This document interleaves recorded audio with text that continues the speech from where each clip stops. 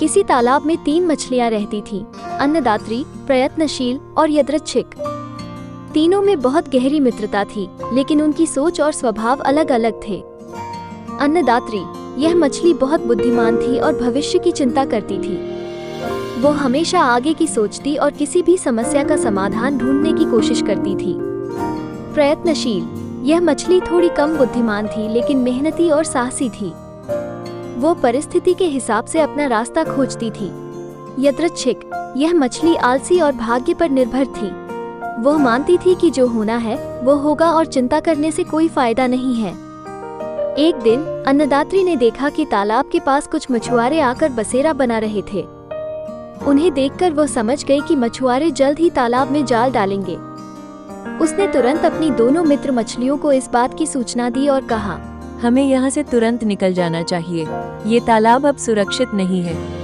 प्रयत्नशील ने कहा, तुम्हारी बात ठीक है, पर अभी हमें जाने की जरूरत नहीं है। जैसे ही मछुआरे जाल डालने की कोशिश करेंगे, हम तालाब के दूसरी तरफ भाग जाएंगे।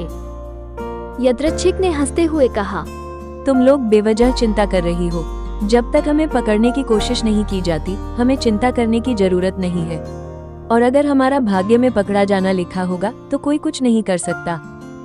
अन्नदात्री ने समझाने की बहुत कोशिश की, लेकिन यादृच्छिक और प्रयत्नशील उसकी बात मानने को तैयार नहीं हुए। मजबूरन अन्नदात्री ने अकेले ही तालाब छोड़ने का निर्णय लिया और सुरक्षित स्थान की ओर चली गई। अगले दिन मछुआरों ने तालाब में जाल डाला। प्रयत्नशील ने खतरा महसूस किया और तेजी से भागकर जाल से बच निकली।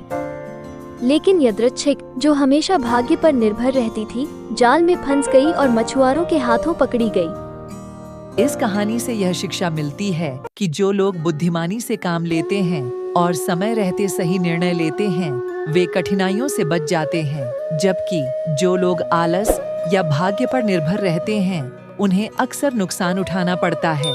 तो दोस्तों, आपको यह कहानी कैसी लगी? ऐसे ही और कहानी सुनने के लिए हमारे चैनल को लाइक, सब्सक्राइब, कमेंट तथा शेयर करना ना भूलें। तब तक के लिए धन्यवाद।